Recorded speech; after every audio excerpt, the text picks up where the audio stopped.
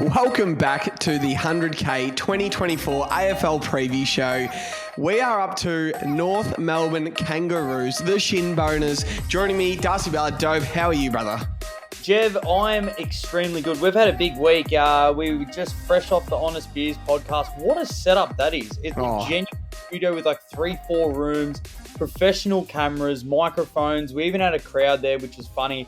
It was actually good to meet some new people as well that are very like-minded to us and just love our footy. So if you haven't checked it out, it is now available. But yeah, really excited to hopefully do some more stuff with them in the future. And hopefully that's what it looks like in the future, Jev. And that's a day job when you get to get all that gear.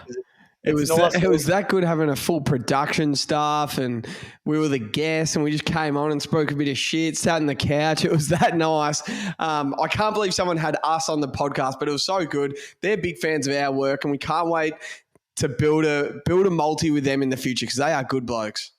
100%. All right, let's get into it, Jeff. So North Melbourne last year finished 17th on the ladder, 3-20. Now, they won the first two. They beat West Coast at home just. Then they beat Freo away. Then they lost every other game for the season. So true. And so what we do, Jev, they're going to lock up the number one spot. We had a couple of $100 in the account, and we went out. We said, this is the surest bet in sports. Gold Coast. They are not winning this football game. And then Nick Larkey went out and kicked 7, I think. Fucking hell. And then we lost. And that just sums up North Melbourne, Jev. Yeah. So let's get into it. Competition A graders. Who do you have? LDU for me, Das.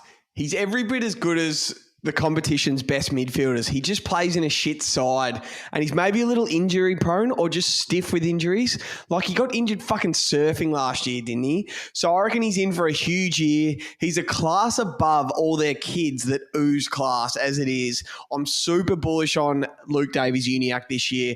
I'm excited for his year. I think he's a stud. He's inside, he's outside, he kicks goals, he gets 30 touches like with ease. So I think he's a competition A grader. We just don't see it enough because he's in a shit side. Das, did you have a competition A grader?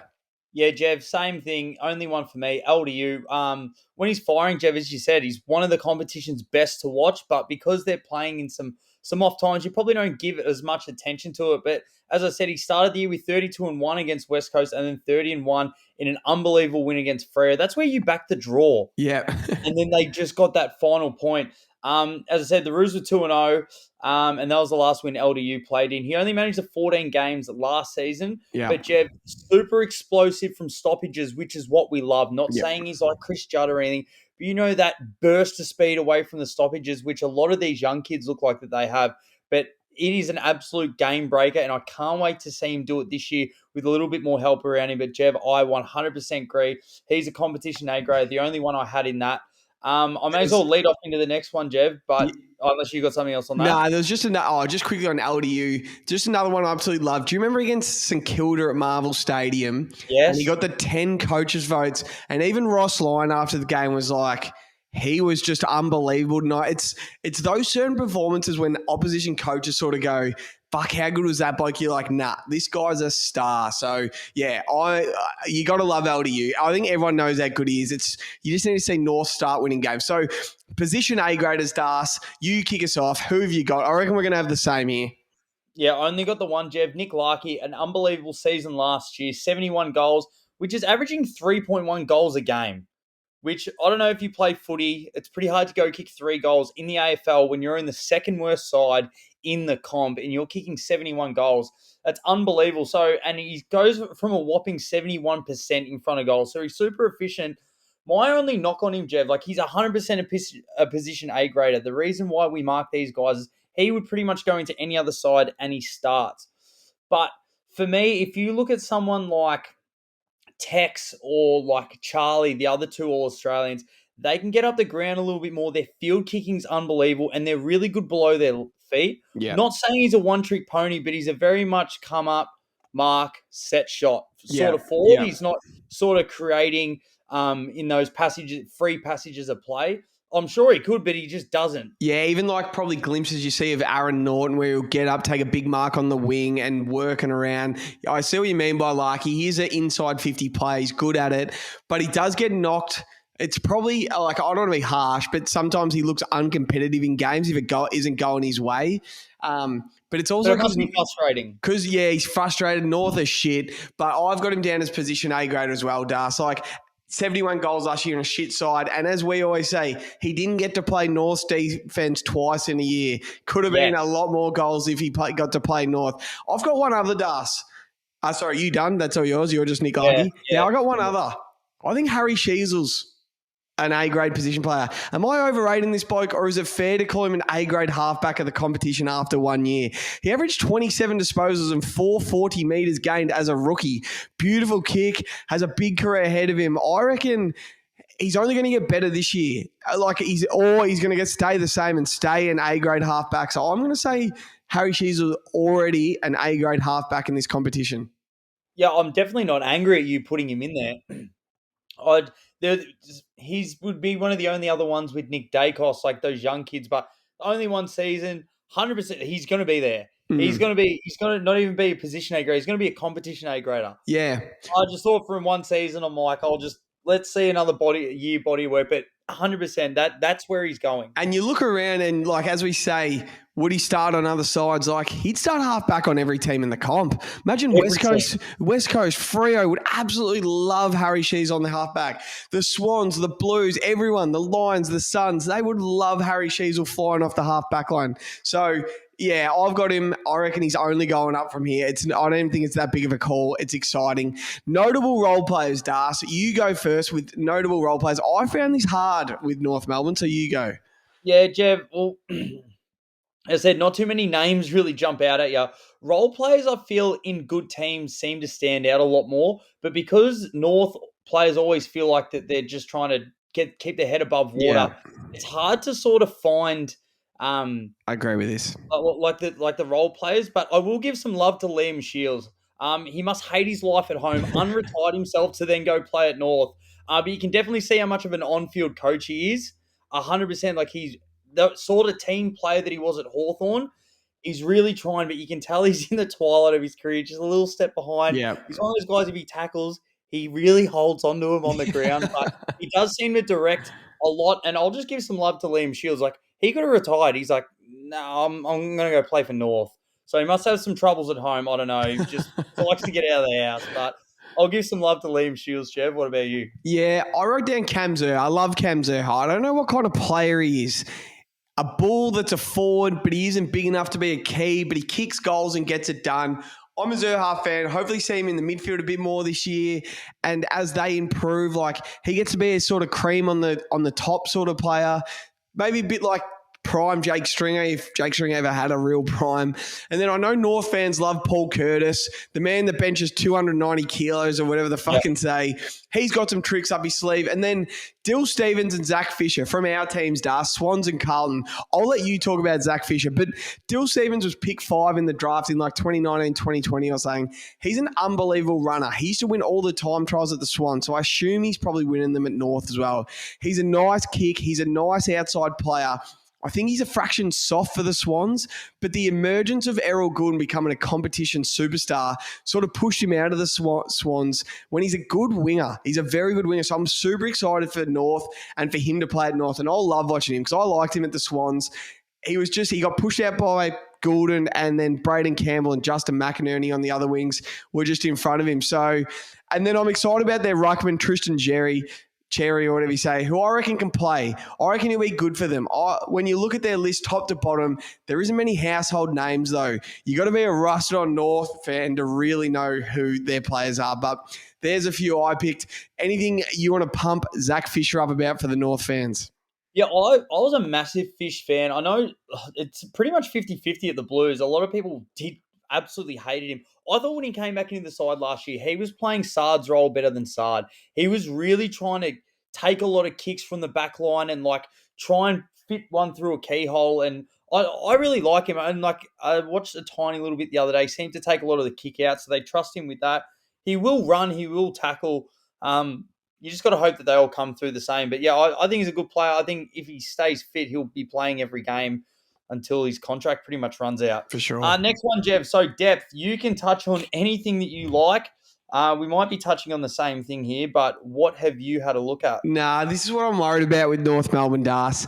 When you've been so average for so long, is it depth or they're just not good enough? As I've said on all the bottom six sides we've done with these pods in our thing, are they AFL standard players or list cloggers when it comes to depth? So, like, North Melbourne bring in all these different players every year and they might play 40, 45, 50 different guys in their senior side, but it's like, oh, who are their premiership players on their list and who are just not good enough in a way. So I don't know much about North Melbourne's depth. There's a couple of guys, I don't mind. I can't wait to watch Charlie Comben play behind the ball this year. Hopefully he can mark a few balls. But, yeah, this is probably where I'm not the biggest expert on North. What about you?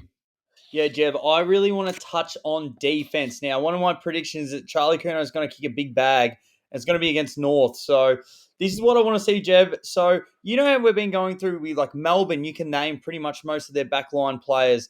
The Swans, obviously you're a Swans supporter, but like teams like that, Collingwood. Tell me if I'm wrong, Jev, but does this scare you?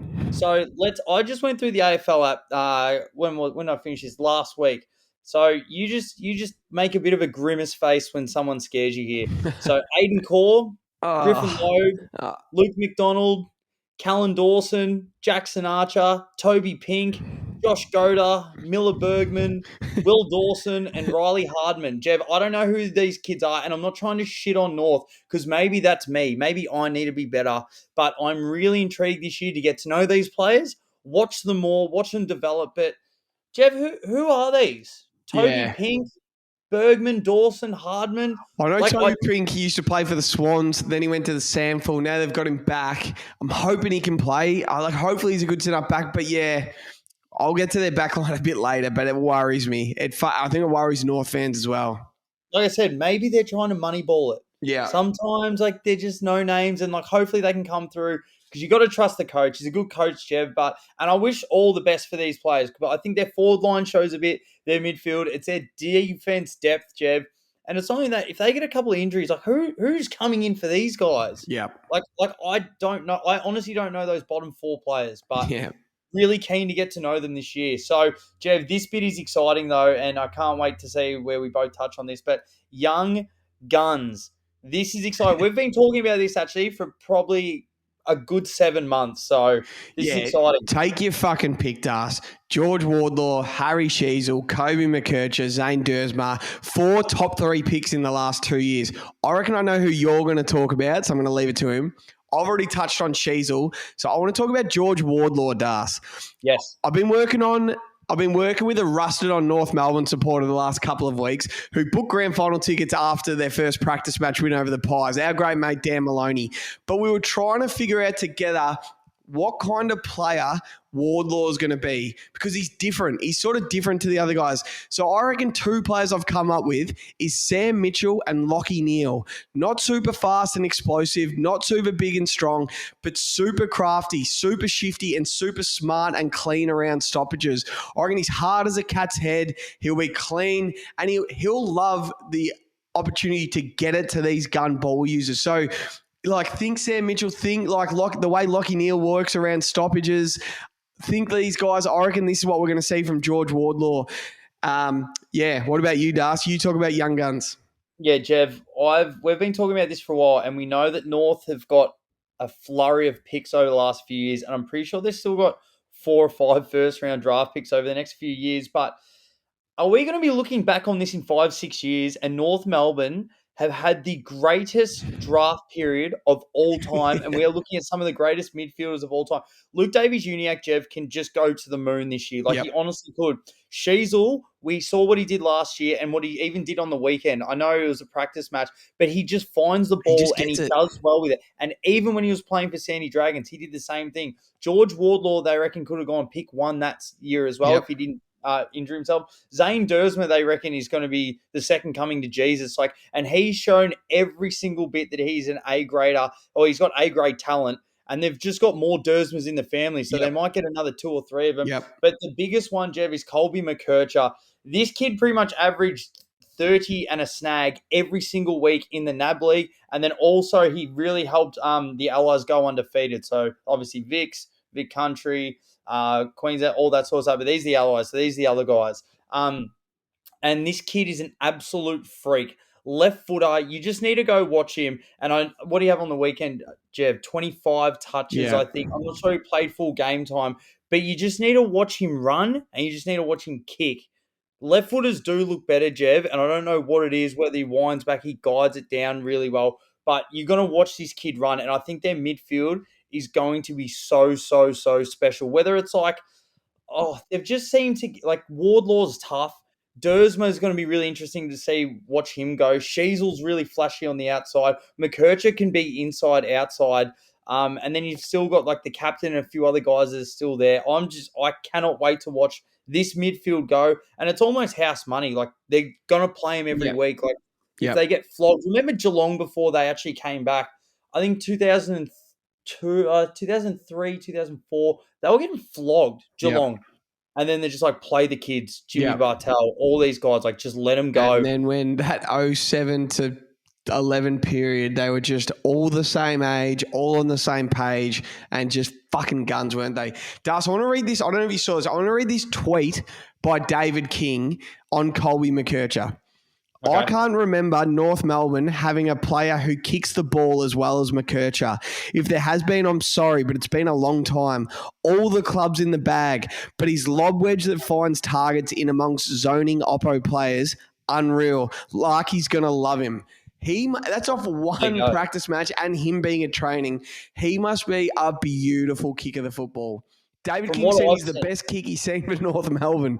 So it's unbelievable. From what I saw last year from trying to keep up with baseline footy and all that sort of stuff, it was him, Riley Sanders, Zane Dersma, but pretty much, and then Jed Walter. Yeah. Like they're the four, but McKercher and Riley Sanders are obviously, we're not talking about the Bulldogs yet, but those two, and they're on the same team.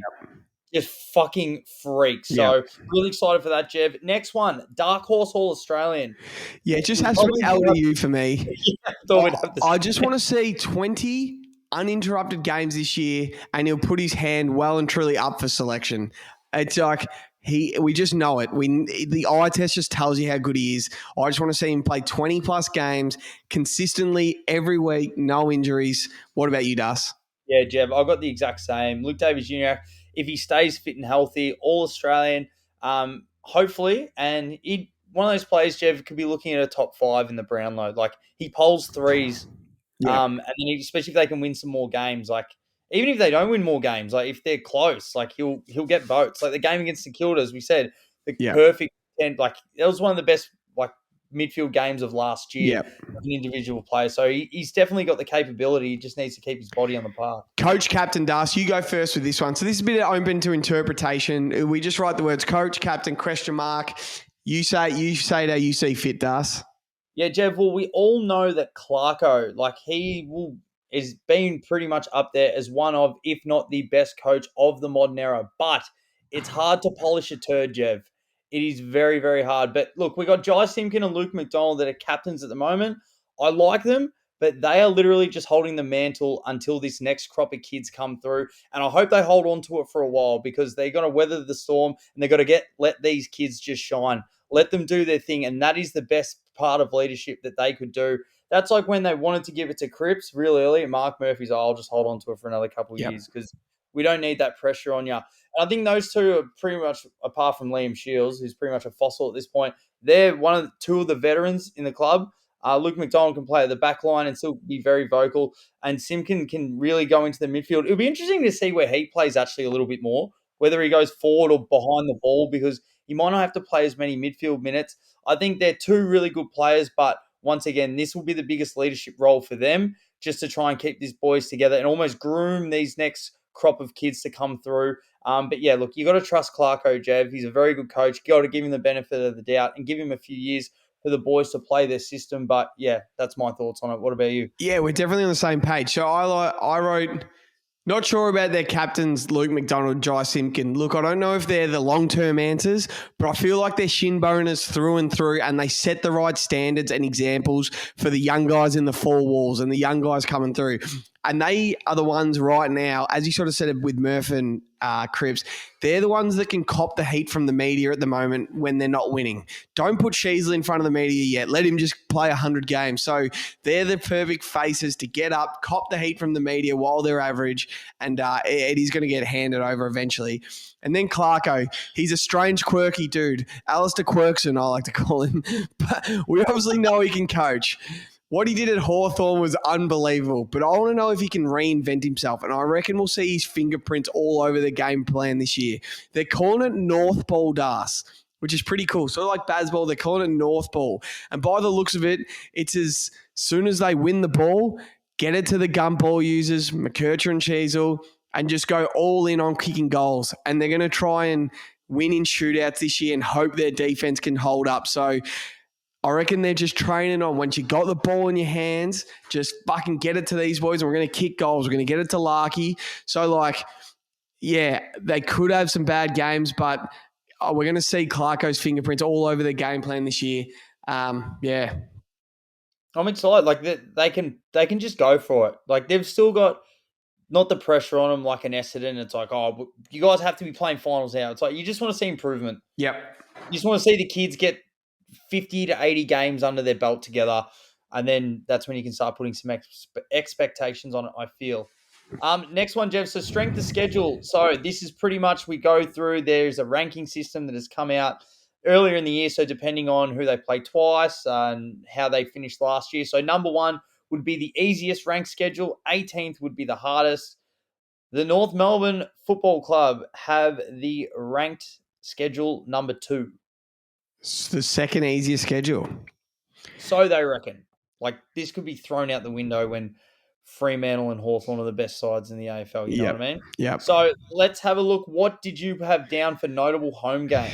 Yeah, so they need to beat Freo round 2 under the lid, or they're looking down the barrel of a 0-5 start, Das. I know if you had a look at their first 5, I'll get you their first 5 up quickly. So they've got GWS at GWS, Freo at Marvel, Carlton at Marvel, Brisbane gather round in Adelaide, and then Geelong at GMHBA. So that screams a 0-5 start if they don't beat Freo round 2. And then they play a bit later in the season, they play Hawthorn, St Kilda, Adelaide and Essendon 4 out of 5 weeks at Marvel Stadium. I'd love to see them win 2 to 3 of those stars. You're going to be at Marvel Stadium 4 out of 5 weeks. Get it right there. And then they get the Tigers under the lid at Marvel Stadium later in the year. So there's definitely some winnable games in there, Das. What about you? What do you have down for notable home games? Yeah, just looking at that, there's none that really jump out. They're just going to have to pinch one. But, yeah, the home game, well, yeah, as you said, Freo at Marvel, that has to be a mini grand final, doesn't it? You got to win that. Carlton, Hawthorn, St Kilda, Essendon, Collingwood, Bulldogs, the Suns, Carlton again, Richmond and the Bulldogs. So they're the home games. I have written down the Bloodstone Arena. Yeah. Because they play there 4 times. They got Adelaide, Port, Geelong, and West Coast. So I'm sure they want to circle West Coast in that one. And their away games, Jev, as you mentioned the first one. So they got the Giants, Brisbane at Norwood, same as last year. The Cats away, the Suns at TIO, West Coast away, Sydney away, and then the Hawks in Tassie. So I don't know how it's the second easiest schedule. It's I don't know. I don't know how that rankings come out, but I'm scratching my head. There has to be a couple of blunders from opposition for them, maybe. What have you written down? I'll tell you why. Well, they start at GWS, which is tiers. But if you ever want to play a good prelim caliber team, it's round 1 because you don't know your shit yet. You've just done a full preseason. You're full of confidence. You don't know your shit yet. So there could be an upset. But apart from that, they don't go to Queensland and they don't go to Western Australia. So they play in Darwin against Gold Coast at TIO Stadium.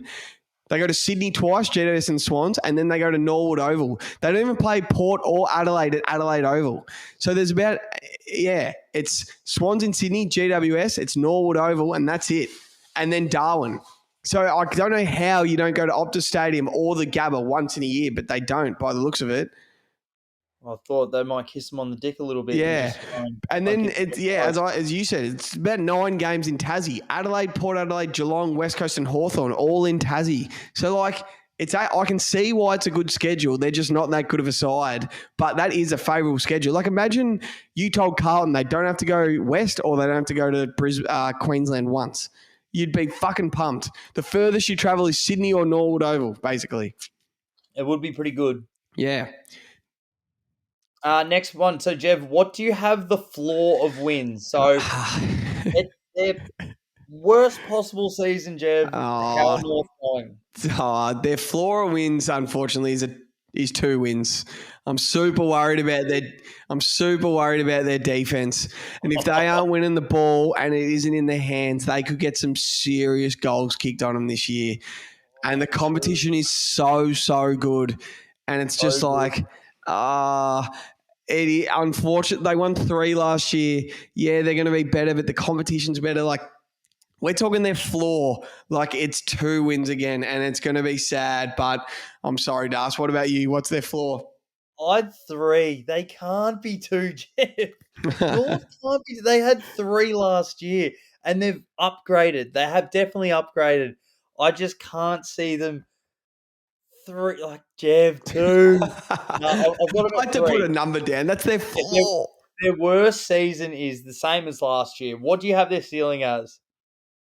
Is their absolute ceiling. Everything goes right. They've hit 100%. They've hit 100% hit rate on their 2 draft picks, Dersma and McKercher. Sheasel and Waterloo go to another level again. Is their absolute ceiling 10 wins, Das? 10. With that schedule, they win 4 out of 5 in Tassie. They win 3 or 4 at Marvel. They sneak 1 away. Is their absolute ceiling 10 wins, Das? I think you're off your head. Yeah, so do I. But I want to give them some glimmer of hope. Like 10 wins, can they get there? You've cut them at the shins, and then you put a crown on their head. I'm saying floor and ceiling. You're rounding up and rounding down. I'm saying they're shithouse 2. If they get it right, 10. But I don't think they're going to win 10. I think they're shithouse. They're 3, which is terrible. I think their ceiling is 6 wins. Jesus, that's going to be a rough season for them. I think that's where they are. That's 3 more it's than fair. last It's year. definitely fair. They've increased their wins by double. I think that's a great season for them. Yeah. What do you have their over-under set at? I reckon we're going to have the same here. 4.5? Yeah, 4.5. Like 2 games more than last year? I think I actually know it. It's 4.5 or 5.5, but that sounds right.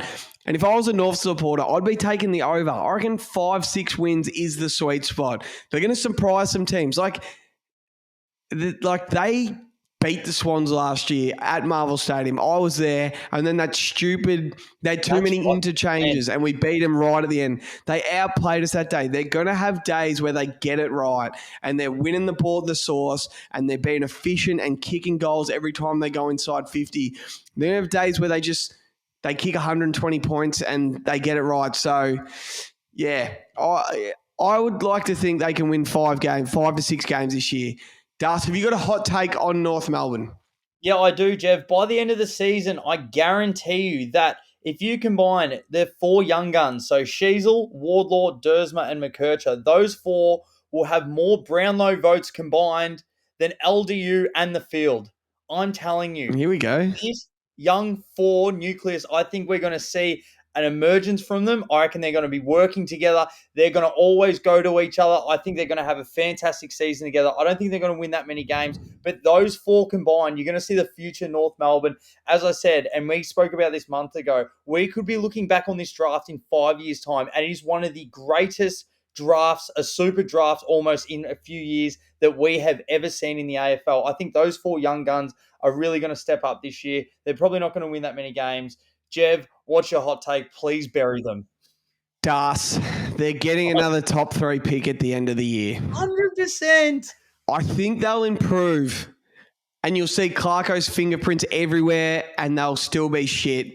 And they'll draft their Jacob Wiedering. They'll draft the best centre-back big man in the draft, and they'll set themselves up to explode in 3, 4, 5 years' time. But they're 100% finishing bottom 3 again, unfortunately. I don't even care about the scores the other day. I watched the first quarter, and if it got past halfway, they're scoring. An opposition scoring. Das, They're too good of kicks now. They're too elite if you're even, they're leaving. You Yeah. know what I mean? Like I wish North all the best, but I predict that as well. I love how you just think their defense absolute cheeks, and you are tipping Good Friday under the lid. Charlie Curnow, 13 goals. That'll be great. Das, will Kobe McKercher win the NAB Rising Star? Fuck yeah, why not? Like he stays healthy. Why not? Looks as good as all of them. The kids are getting better. It almost seems better and better, but they're all coming in like ready. Yeah. Don't you reckon these kids are looking a bit bigger now? Yeah. I swear, like our year level, like even Jack Watts looked really skinny. Like I know Zane Dersma looks pretty little. Riley Sanders looks huge. Ruben Jinby in his second season looks fucking ginormous. He looks as big as Tom Green. Yep. He's fucking huge. I know. Like, these kids are massive. I know down at my our local footy club, Parkdale, there's a couple of Sandy Dragons kids that are trying to get drafted this year. And just the way they train these days and their eating habits and their extra running and all this, like I was speaking to this kid and he had the Saints running program, the D's running program, Frankston Dolphins running program, and Parky, which doesn't matter. But he was just picking apart each one, and then they just do so many skill sessions. So it's sort of like in the NFL when you see all the wide receivers work out together, they just message all the guns that live in the area and they come down and do a session together. So I really like it. So it's guys getting better together. So they're just going to come in better and better and better every year, I reckon. That's what I mean. Like when you've done the reps so many times, you go out, it's just instinct. Like you've put in the work and you watch some of these guys crumbing and stuff. You're like, how the fuck did he get that? But they've done it a million times. They just go off exactly what they've been practicing. And you heard Luke Hodge when he got drafted, I think on Dylan Friends, he was talking about he was already playing senior footies, drinking beers at the pub after the game. He was eating Palmers and stuff. Like that wasn't around back then. Now they're fucking eating right, training hard in the gym. They recover. They do everything. So, yeah, they're just going to be so good. So, Colby McKercher, I can't wait to see if he's your tip for Rising Star, but he's going to be fucking good. North Melbourne are going to be shit, but we're going to love watching their guns. Bottom two, another top two pick, and yeah, that's North Melbourne. Make sure we are going to get to know Callan Dawson, Jackson. Oh, we know that's Glenn Archer's son. Toby Pink, Josh Goda, Miller Bergman, Will Dawson, and Riley Hardman. I'm telling you, boys, we're going to get to know you this year, and you're going to get to know Charlie. Let's go. All right, next up, Port Adelaide. See you then. Yes. See you then. See you, mate.